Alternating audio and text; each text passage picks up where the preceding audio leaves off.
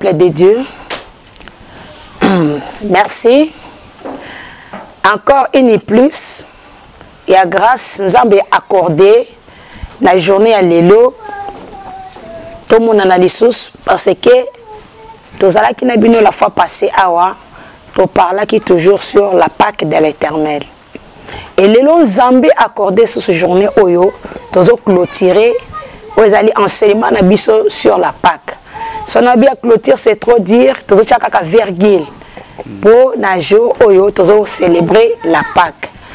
Ngai wabino oyo boebi malam, votre servante, la révérende Mélie Chiboui oyo nazali mokambi awa na assemblée charismatique Ebenezer nde Nzambe a permettre ete to parler na pesi bino mbote na kombo na Yesu.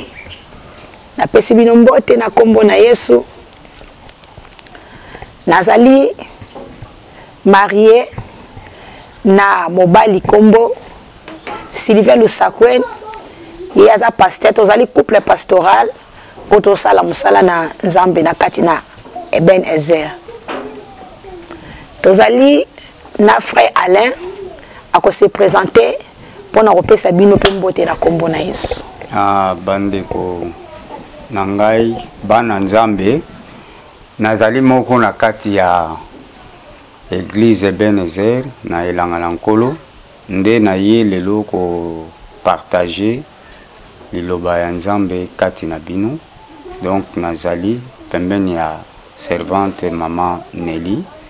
Donc toko tanga liloba ya Nzambe concernant la Pâque. La fête des Pâques. Donc, to pesi bino mbote na kombo na Yesu bino nyonso bozolanda biso en direct awa. Mbote mingi, bonne fête de Pâques à tous les chrétiens de Ebenezer et à tous les frères et sœurs qui nous suivent à ce moment ici. Que Dieu vous bénisse. Oui, bien aimé dans le Seigneur, en tant que ban Nzambe, nous sommes reconnaissants à nous. Il y a qu'à élever comme à Jésus, qu'on peut ça merci na wasali. Oui, na kobo ça na soute nazali reconnaissant encore na évangéliste Willy Luvumu et longo na maman Mbouilea o bazali ba kolo chaîne oyo ba pesi biso opportunité et te boyamba biso na bandako na bino na ba télévision na ba chaîne na bino tika Nzambe apambola pe bango afungola bango susu vraiment ça ba kwa minene mais toutefois toza ko remercier Nzambe avant de commencer notre émission. Yesu azali yawa, Yesu azali yawa, Yesu azali yawa, abiso ya solo. Yesu azali yawa, Yesu azali yawa, Yesu azali yawa, ezali la vérité. Alléluia, Alléluia, Alléluia. Alléluia, oh Yesu elonga nanga. Alléluia, Alléluia, Alléluia, Alléluia na Yesu. To pesi Nzambe merci to bonde na kombo na Yesu. Yahweh to pesi o merci pour zamala.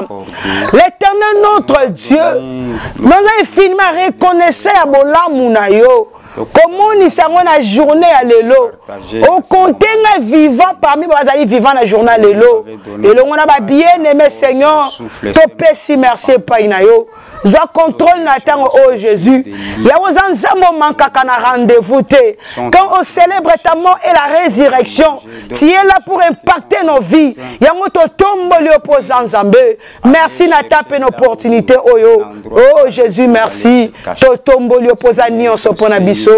Merci Seigneur Jésus-Christ. Tobe te lié sous ma boko makas. Merci Seigneur. Merci Seigneur. Oui.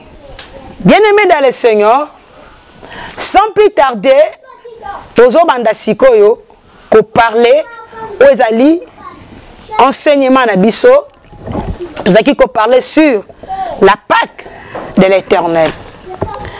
Premier tour déjà tolobelaki lelo ezalaki ko bako clôturer célébration na biso. Oui, toza kolbaki sous thème auto baki to décortiquer lelo la Pâque en tant qu'une visitation sous la chaleur du jour. La Pâque en tant qu'une visitation divine sous la chaleur du jour.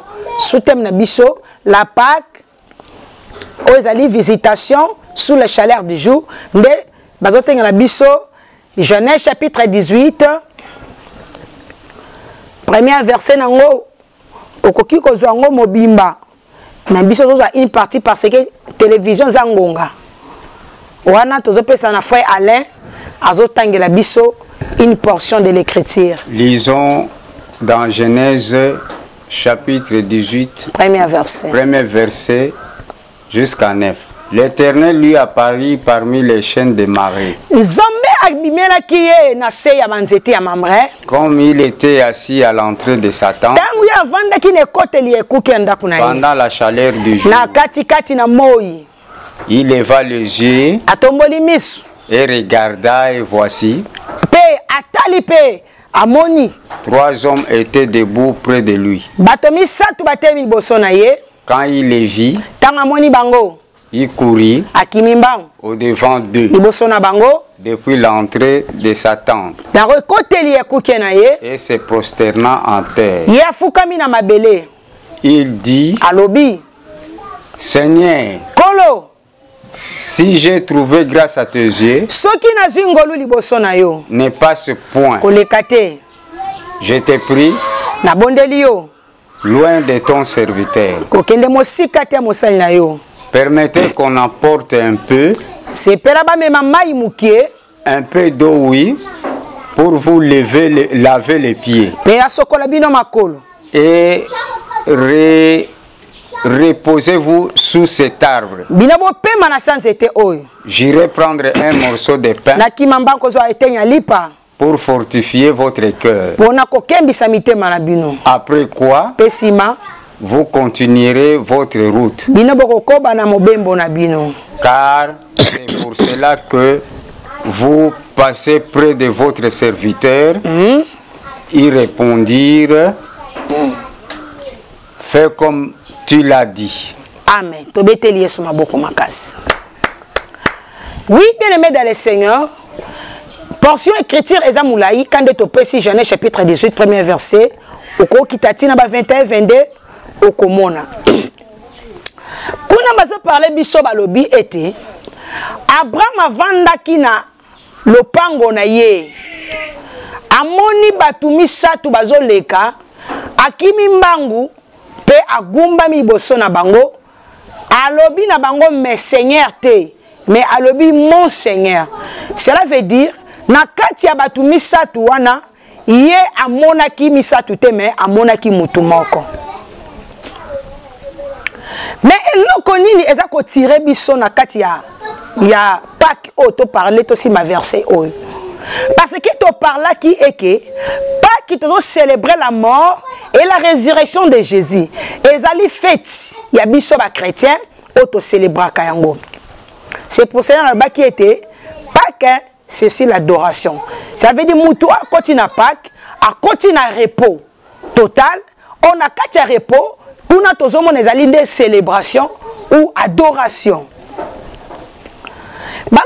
Abraham, qui est notre patriarche, il est avant qui sous sa tente, sous le chaleur, pendant la chaleur du jour. Nous avons la chaleur du jour. Parce que nous avons parlé de la Pâque en tant qu'une visitation dans les chaleurs du jour. Excusez-moi. Bien aimé dans le Seigneur, tant que comme on a chaleur, pas au moins chaleur, cela veut dire qu'il faut présence à Moïse. Présence à Moïse, il y a un écrit et que chaleur est alisam. Na ozona mwa mukesima pona kolobana Genèse chapitre 12. Genèse chapitre 12 premier verset, zoba verset nandako otangaka pona ko gagner tant tout ça lecture. Genèse chapitre 12, Bible zoba na bisonine. Nzambe abimelaki Abraham alobi na yeke obima na mboka na yo. Sors de ton pays et de ta patrie. Bima na mboka na yo, ngai Nzambe na kokende kokomisa yo papa ya mabote ebele. E Nzambe apesaki bilaka ebele. Nzambe atalisaki promesse otobengi la prospérité, les étoiles du ciel et les sables de la mer. Nzambe bakine na kofulusa yo, na kokomisa kombo na yo munene. Aiko se manifester par Abraham. Maintenant, Nzambe aiko se manifester par Abraham. Ma promesse est là taki déjà nzoto. Tango là taki nzoto, mais to moni accomplissement nango ezala quitté. Or, tant Nzambe alaki akokisaka yango. Parce que le but je suis l'accomplissement de la loi, psaume et prophète. Nzambe alaki Abraham na Genèse 12 abima apesi promesse et puis tozomona ekokisama kité. Mais kokokisama ya ba promesse o nyonso Nzambe ki kokokisango to komona ngo na Genèse chapitre 18 et sika to ti kotanga aw. Ezalaki quand ezalaki tango ayaki ko recevoir une deuxième visitation. Cela veut dire ezala la première visitation, ezala pe la deuxième visitation. Première, c'était la promesse. Deuxième, c'est l'accomplissement. Que le Seigneur vous bénisse. Amen. Première, c'est la promesse. Deuxième, c'est l'accomplissement. Zamba pambola biso. Tobete no yesu maboko makasi. Voilà. Tolobi tozo parler sur la Pâque. En tant que la visitation divine dans la chaleur du jour. Dans Genèse chapitre 12, Nzambe a visité Abraham premièrement pour nous que tu dois sortir de ton pays et de ta patrie. Et Nzambe a payé ma promesse pour nous commis une paire de multitudes. Papa et babota ebele. Mais tout le monde, malgré recevoir qui promesse, et qui s'est quitté. Mais tu es dans Genèse chapitre 18, pour nous dire que mona tangu Nzambe ayeko visiter pona mbala mibale ne promesse wana ozaki lisakoli Nzambe apesa kiye eye kolata nzoto. Amen. Amen. Eye kolata nzoto. Cela veut dire Nzambe oya prometaka suka salaka nini akokisaka yango. Bien-aimé dans le Seigneur, tozo célébrer la mort et la résurrection de Jésus-Christ. Parce que yango ne memeli biso délivrance. Tolobaki était dans une deux alliances. Dans une alliance à Tongo, dans une alliance à Poka. Premier sacerdoce et le deuxième sacerdoce. Sacerdoce à Tongo, malgré ce qui ont marché selon volonté en Zambé, mais Zamba qui ont mis bomba. Après ce qui promesse na peuple naye, mais a mis bomba qui. Mais tout le monde na deuxième alliance, Zambé Jésus aye ko se dévoiler. Aye komi monisa. Oyo aye ko visiter biso, il n'y a rien à cacher. Alléluia. Amen. Bien-aimé dans le Seigneur, nabi que to simba muke pona ko simba ozako parler sur la chaleur du jour. Tant que zomo na chaleur, cela veut dire ezana moi oyo epesi chaleur. Tant Abraham azoki visitation, ya tongo. Azoki nde ba promesse. Na pourquoi deuxième visitation te bengita ya pourquoi ezalaki pendant la chaleur du jour. Et on a parlé tous comprendre selon la portion de l'écriture et la prophétie de la visitation. Tous comprendre mon livre sans tous comprendre biso parce que hier so abisa ba disciple eke nazana makambo ebele akoyebisa bino. Tant que nga nazana no awa bo comprendre te. Et sengeli na kende tant mo limo mo santo ekoya ako fait comprendre bino. Ako limo le la bino ce qui concerne les portions de l'écriture. Or les premières visitations au tozomona ezalaki tango azalaki na nzoto na kati na biso et deuxième visitation nde tozomona c'est la chaleur qui est le Saint-Esprit. Au chaleur et le Saint-Esprit, yende mutazo fait comprendre biso les portions de l'écriture. Amen. Que le Seigneur vous bénisse. Amen. Moi, au tozomona aye pesi chaleur et pas Abraham, moi ezo signifier biso c'est Dieu lui-même. Nzambe ye moko. Yango so moni tozongi na Genèse, kuna tozongi kuna na Exode, et si quand Nzamba baki na Moïse na Aaron bakokanga mwana pate, ezalaki pona nini pona kobima na bango. Mais awa tozomona Nzambe ye moko eko visiter Abraham. Le même Nzambe o visita ki bango na Égypte, ye moko akitaki en personne pona koboma premier né égyptien ko délivrer banaye. Le même Nzambe ye wana akitelaki Abraham pona ko visiter ye afin que promesse Abraham esa nini ekokisama. Le même Nzambe ye moko aye kati na biso otozo benga la parole faite chair pour être biso to bima na loi ya péché. Amen. Que Dieu soit loué. Amen. Moi tango ebimi Nathan na yango ezo pesa éclat. Éclat moi ezo pesa na nini? Ezo pesa na étoile, ezo pesa na sanza. Tant moni éclat ya moi ebimi evre epesi éclat na moi epesi éclat na étoile pe na sanza.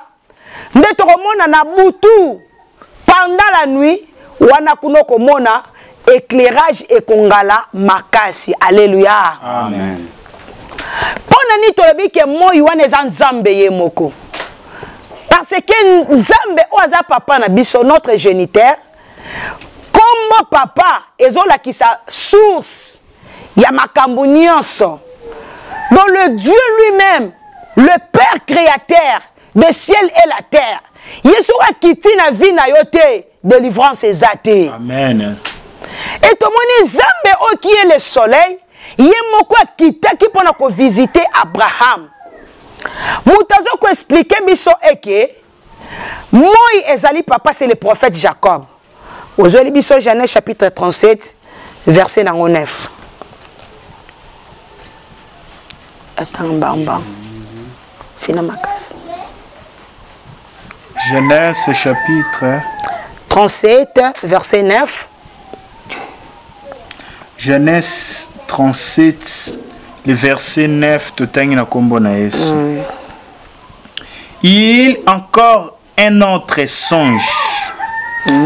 Et il les rencontra en ses frères, il dit: j'ai eu encore un songe, et voici le soleil, la lune et 11 étoiles se prosternèrent devant moi. Il les rencontra en son père et à ses frères. Son père les réprimanda et lui dit: que signifie ce songe que tu as eu? Faut-il que nous venions, moi, ta mère et tes frères, nous prosterner en terre devant toi?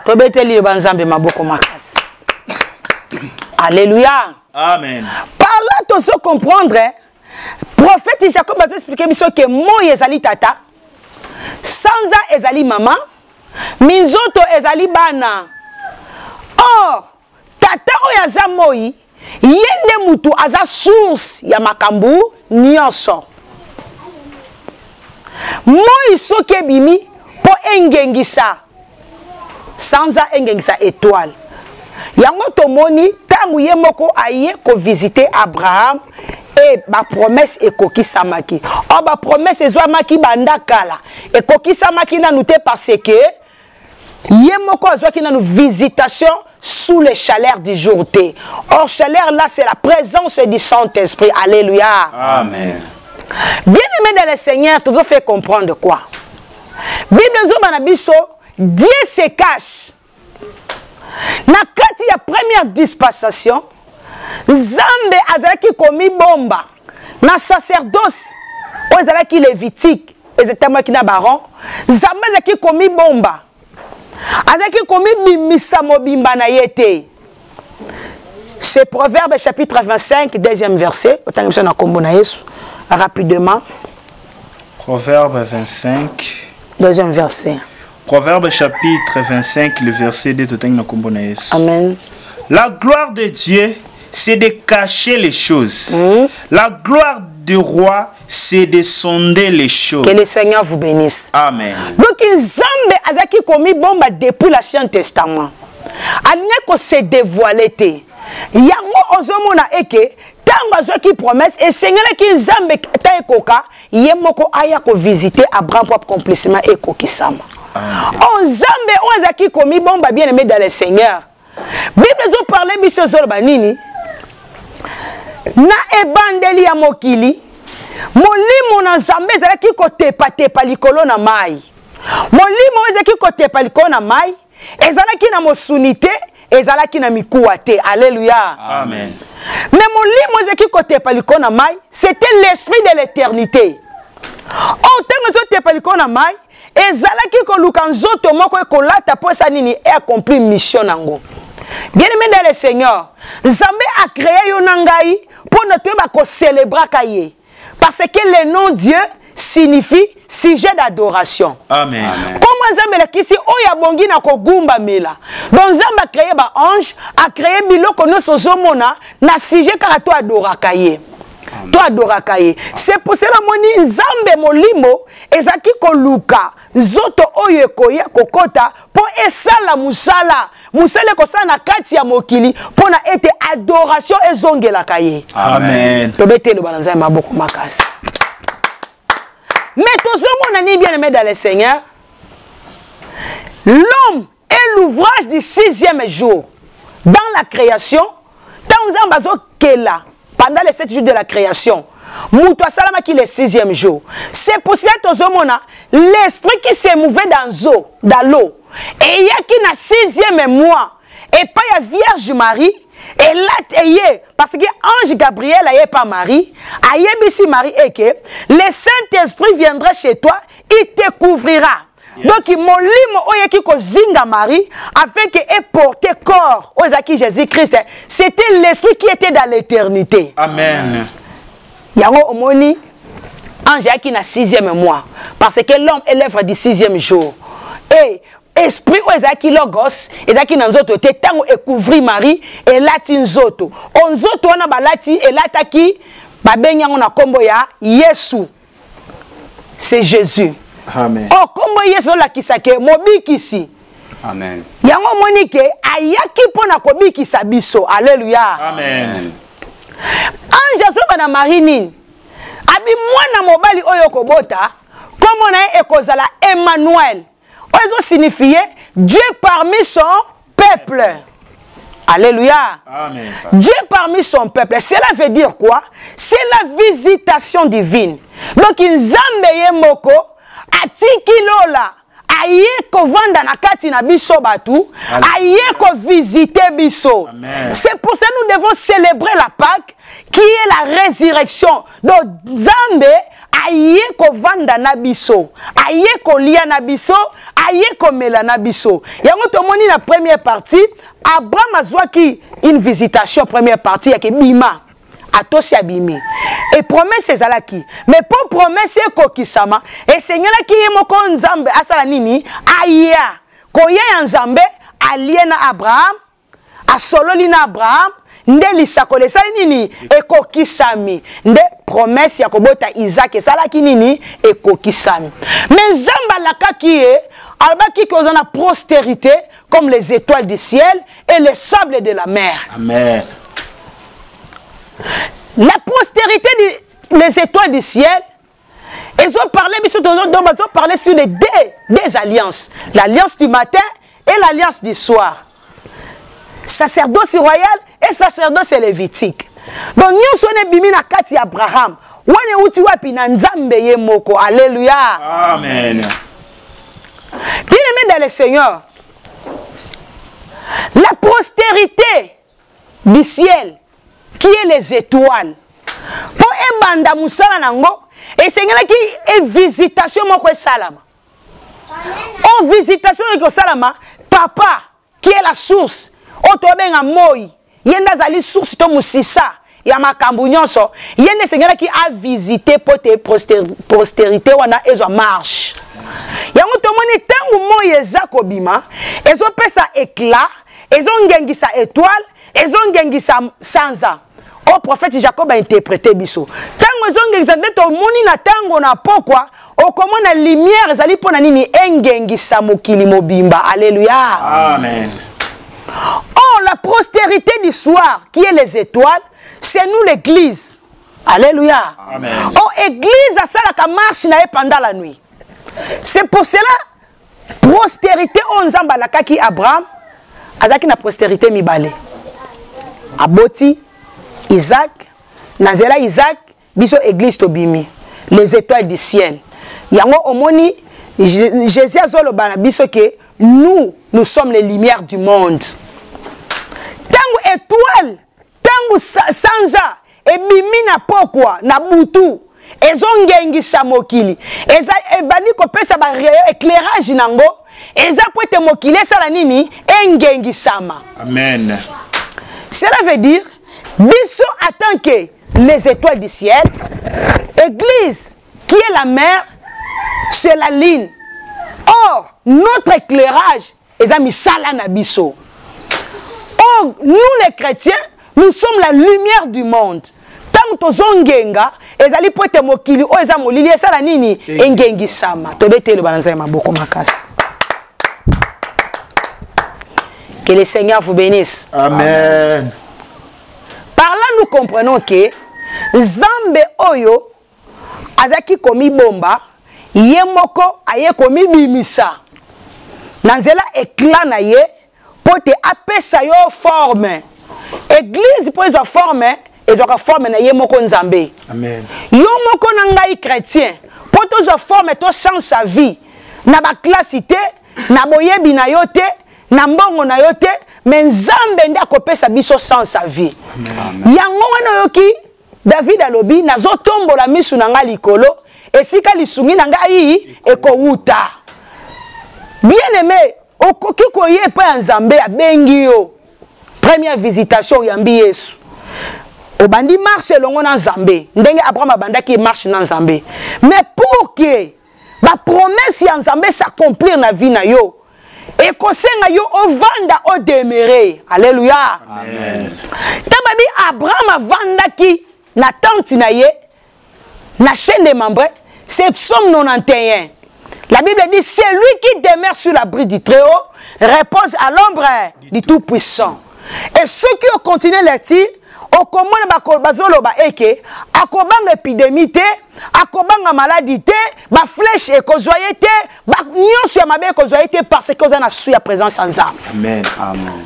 Tango première visitation appelle ko ute pa Nzambe obandi marche na Nzambe Nzamba zo senga ngai na yo to demeurer. Yes. To demeurer na présence comme Abraham était demeuré. Amen. Et tant que demeurer pendant la chaleur du jour, Nzambe yemoko yaki en personne pour la deuxième visitation, ayela qui en personne peut alia ki naye.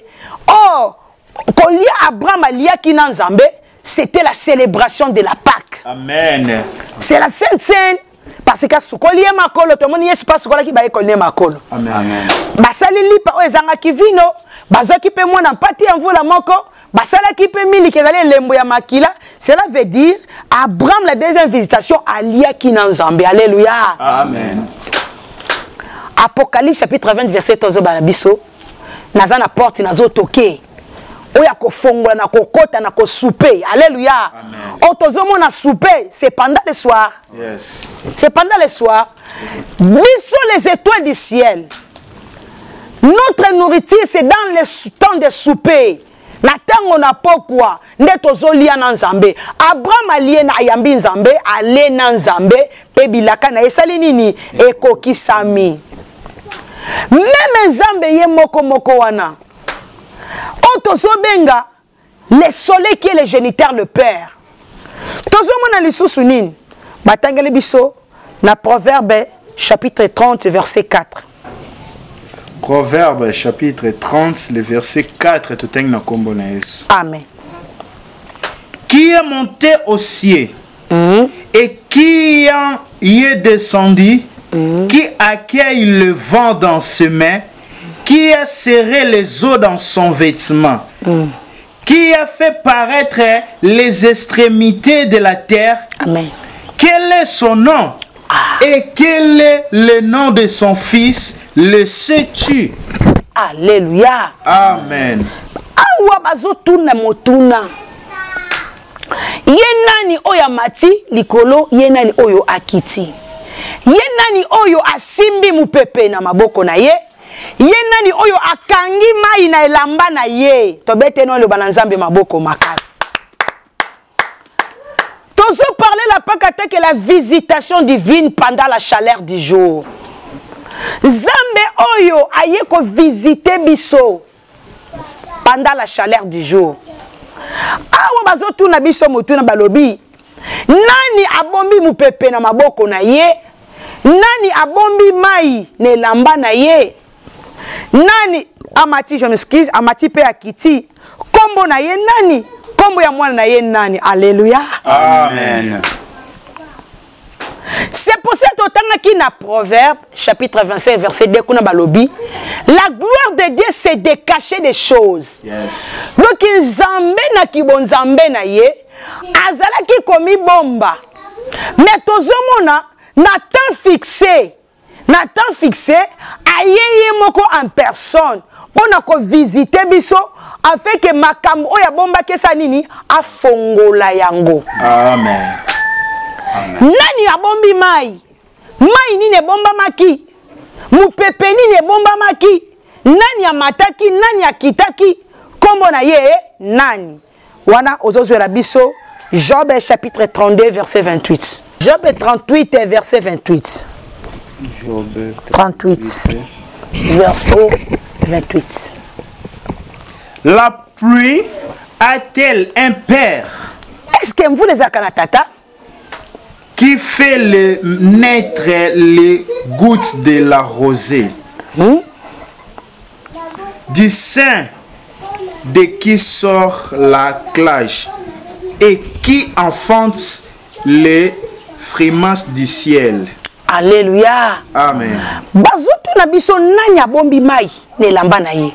Mais Job bazotu na motuna, est-ce que vous les akanatata? On la plus c'est la bénédiction. Alléluia. Amen. Vous la ezali pamboli. Bien-aimé dans le Seigneur. Vous la ezali pamboli. O esengeli epolisa mabele pote mabele ezwali pamboli. Yakobota bambuma ebele. Mais tozomona nini? Ezana mutu moko akangaki mai. Mutu moko akangi mvula afeke mvula sa nini enokate. Yango tolobi ete na première dispensation Nzambe azalaki komi bomba. Amen. Azalaki komi bomba. Cela veut dire quoi? Tangu Nzamba bengi yo. Ozu appel ko ute pa Nzambe, okomi mwana Nzambe. Obandi marche longo na Nzambe. Nzambe abandi ko mema malembe. Tu okokoma na compréhension, puis okokoma na une image statue parfaite en Christ. Cela veut dire il y a des choses on Nzambe azobomba dans la première étape, amemo malembe. Alléluia. Amen. Mais tango o demeure na kati ya marche na Nzambe, o demeure na présence ya ko méditer parole, ya ko multiplier ba prière et tu recevras le Saint-Esprit qui est la chaleur du jour. Amen. Amen. Et le Saint-Esprit en toi ne akoya ko fait découvrir yo la profondeur de Dieu. Amen. Mais tomoni Nzamba mi bomba ki na Ancien Testament. Mais dans le Nouveau Testament Nzamba s'est dévoilé. Alléluia. Amen. Okoki wa mona dans Matthieu chapitre 13. Kuna Jésus do te ya bato libanda na parabole. Mais tango aye kokota na kati ya permanence, abandi ko expliquer bango le secret du royaume. Pona ko bala bango ke bino nde boponama ki pona bokonza likolo. Amen. Beteli Yesu maboko makasi. Le temps où nous sommes bien-aimés dans le Seigneur, ce n'est plus le temps de cacher des choses. C'est le temps où le Saint-Esprit aye ko se révéler na mobimba na ye à la loi, au témoignage. Alléluia. Amen. Aye ko se dévoiler mobimba na ye. Moi oyazali papa ye tobengi Jésus-Christ de Nazareth. Tango azobima aye po se manifester na tana yo parce que mutu na tana visitation na ye. Tango papa aye po a se révéler et pas na vie na yo. Ayaka na ba éclat. Éclat wana nde ekoyeba na kopeso chaleur. Et chaleur wana nde obanda ko sentir maintenant et que obandi ko vibrer. Alléluia. Amen. Awa tozomona nini bazo tuna mutuna soki mvula zaka na papa. Pe batuni nani abombi mai na kati ya bilamba na ye. Que le Seigneur vous bénisse. Amen. Amen. Tango moya bimi azo pesa ba ondi na ye na mai. Alléluia. Amen. Na mai. Apesi ba ondi na ye na mai. Tanga pesi ba éclat na mai et tozomona mai ezo se chauffer. Mai ezo chauffer, malamoko bandi ko s'évaporer. Tanga bandi ko s'évaporer, malamoko e bandi ko mata. Et mati et qui ko créer ba nuage. Alléluia. Amen. Et créer ba nuage. Tanga créer nuage et nuage wana nde muto ko sala fait que mvula sala nini enoka. Au pote mai s'évaporer. Et créer un nuage et Seigneur qui présence à moi et ça la nini ezala. Que le Seigneur vous bénisse. Amen. Ndeto somona Zambe oyo abimi aye ko visiter biso na kati ya mokili. C'est la Pâque de l'Éternel. Amen. C'est Dieu, il est venu nous visiter. Donc il là et il ko visiter ma belle Esaïe 60 à l'obi, on t'appellera ta terre épouse. Donc, il m'a belé où ils allaient visiter par un Zambé. C'est l'église qui est visitée par le Père, qui est le Seigneur, hein? Jésus. Alléluia. Amen. Donc, l'église, nous avons célébré visitation en Zambé, au Tobengi Pâques. Zambé ko visiter biso. Tomoni chaleur et simbi mai. Et ce mani ko s'évaporer.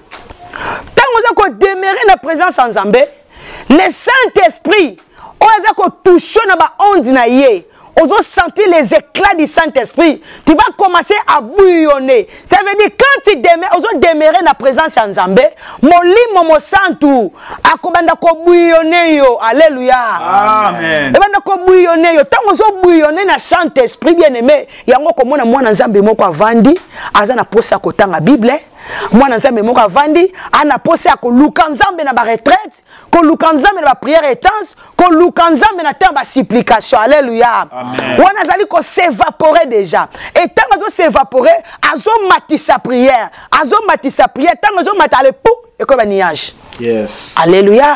Amen. Oui, merci bien-aimé, to komi ko chité to lobi boye to parler sur la Pâque qui est la visitation divine pendant la chaleur du jour. Cela veut dire Zambe oyatika ki éternité ye moko aye pona ko visiter peuple na ye. Le même tozwa ki na notre patriarche Abraham azwa ki promesse na première visitation na Genèse 12 abimi atosi. Mais pour que promesse eko kisama singala ki ye moko nzamba ya pendant la chaleur du jour afin que promesse sa nini eko kisama. Yango tozomona ke biso pe na tana biso moto simika ma sacerdoce na première sacerdoce ta nzamba eko visiter mokili. Ayeko visiter mokili atambola ki na sacerdoce ya tongo na te ya loi psaume et prophète. Et zala ki première visitation. Yango tomoni nzamba zaki ko bomba makambo selon Proverbe 25 verset nango D. Azaki komi bomba. Mais to komona na temps du soir na Matthieu chapitre 13 kuna alobi ke na kobomba sur le côté na kobala parabole te mais na koyebisa bino face à face. Cela veut dire la Pâque otoza ko célébrer ezali visitation nzamba eko visiter biso pe amemeli biso délivrance otobengi le repos. Alléluia. Amen. Otobengi repos. Cela veut dire tant que on dimela ki no Yesu te ndimela Yesu yende akopesa yo délivrance yende akopesa yo bopemi na makambu na yo nyonso parce que libana Yesu bomo ezalité yango omoni na siminga lobi molimo ezaki kotepa na mai yango wana nde eyaki elati nzoto pe eye na kati na biso po ememela biso lisiko. Alléluia. Amen. Molimo éternité elingi banzambe ye moko azaki na mosunité mukuwa te. Aïe na 6e mois par Marie qui est l'œuvre du 6e jour alata nzoto o nzoto o molimo elataki c'était le nom de Jésus pour aya kobima comme rédempteur du monde asikola biso komba yesu lakisi mobikisi c'est que soko ndimeli yesu nde ozwi nini lobiko Zamba pambola biso. Amen. Et soko zi lobiko ndo okoti na repos. Alléluia. Amen. Ndi okoti na repos. Parce que tant ba célébrer ki Pâques na ndaku ya Abraham, ba ange ba lobi ke tokoki ko bombela moninga na biso Abraham secrètement encore te. Yango ba kende ko révéler secret ko kende ko tumba Sodome na Gomorre. Yes. Yesu pa lobi na ba disciple ke na ko bombela bino sous secrètement encore te. Donc soki oyambi Jésus au quotidien repos Zamba ko bombele loko moko te mais Zamba zo senga yo oso ndimela Yesu demeurer habitant ki ko demeurer ko vanda kati na lobananga ni lobananga evandi kati na yo nyonso ko zanango posa na ko sa nini na ko pesa c'est que tant le bananzambe zo demeurer kati na yo ozu visitation okomona ye oazali moi ye papa akongengisa parce que moi ye azongengisa étoile azongengisa sanza na moi yango ndezo sala eke mbula esala nini enoka. Alléluia. Amen. En vous là c'est la bénédiction. Alléluia. Amen. Yango moni batuni biso soki mbula zaki na tata ya mbula za moi parce que moi tango azobima ba éclat na ye nde azako chauffer mabele a chauffer mai et s'évaporer et sali ba nuage et ba nuage wana nde esali ke mvula sala nini enoka. Alléluia. Amen. Enoka ba verset ebele ona koki kopesa awa mais eza na kati ya syllabis quand les nuages seront ensemble tout ça au monde on a kati ya verset batengeli biso pona ko chiter Ésaïe 45 verset 19. Ésaïe chapitre 45 le verset 19. Amen. Amen. Je n'ai point parlé en cachette dans un lieu ténébré de la terre. Et je n'ai point dit à la prospérité de Jacob, cherchez-moi vainement. Moi l'Éternel, j'ai dit, ce qui est vrai, je proclame ce qui est droit. Alléluia. Amen. Oya lobinde ko sala nini ekoko kisama. Cela veut dire nata obiso tozu visitation. Lola est visité mokili. Papa a visité Esaïe 62 à lobi. On appellera ta terre épouse. Or la terre était visitée par le ciel. Alléluia. Amen. Donc mai mutakanga ki mai. Enfin que et sopana na mokilité zala ki nzambe ye moko akanga ki la pluie qui est la grâce. Or tozomona la pluie était déchirée sur la croix de Golgotha. Alléluia. Amen. Ye moko akanga parce que moi iso ebimité. Moyen pe évaporation et salama ezate.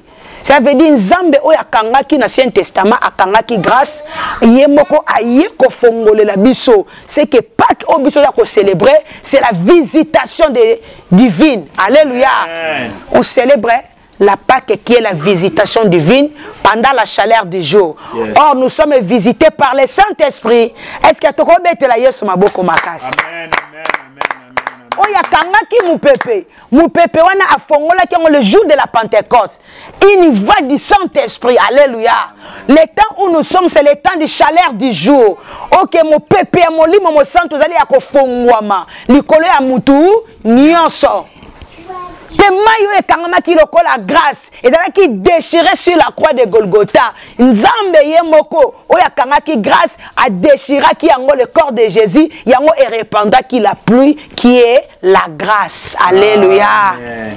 Donc c'est pour cela biso Pâques na biso ezali kaka kolia mwana pate ya ngombe te kolia lipa ozangi vinote parce que Yesu abaki boko sala ngo comme une symbole pona ko kanisa kangai balobi symbole pona ko kanisa mais le véritable scène o tozo célébrer tozo lia Pâques tozo célébrer c'est ça la parole est faite chère. C'est pour cela et sengeli liloba elongwa na ba papier écriture et là tanzoto biso to comme ba homme ou des femmes parole to bete le balansambe maboko makasi.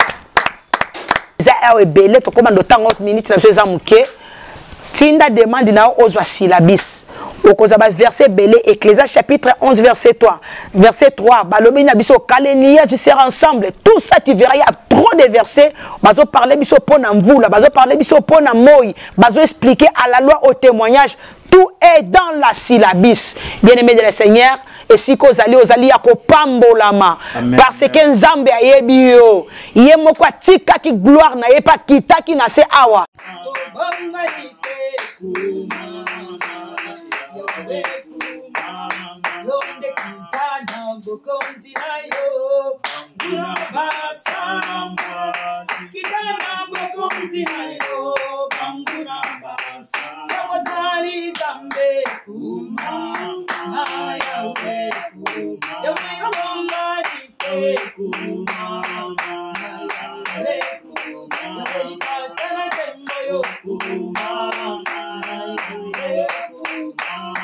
Oui, Nzamba kumisama na bomo ina yo. Pas qui a solo côté à la vie na yo, qui est la visitation divine pendant la chaleur du jour. Vous êtes bénis au nom de Jésus-Christ de Nazareth. C'est notre bien-aimé frère Alain, notre bien-aimé frère Elitezo, Neto Pamboni Bino, na combo na Yesu Christo. Vous avez été condamné na biso, vous avez appel na bino, vous avez commentaire na bino, vous avez vraiment pour le biso que non, tu es visité, que le Seigneur vous bénisse.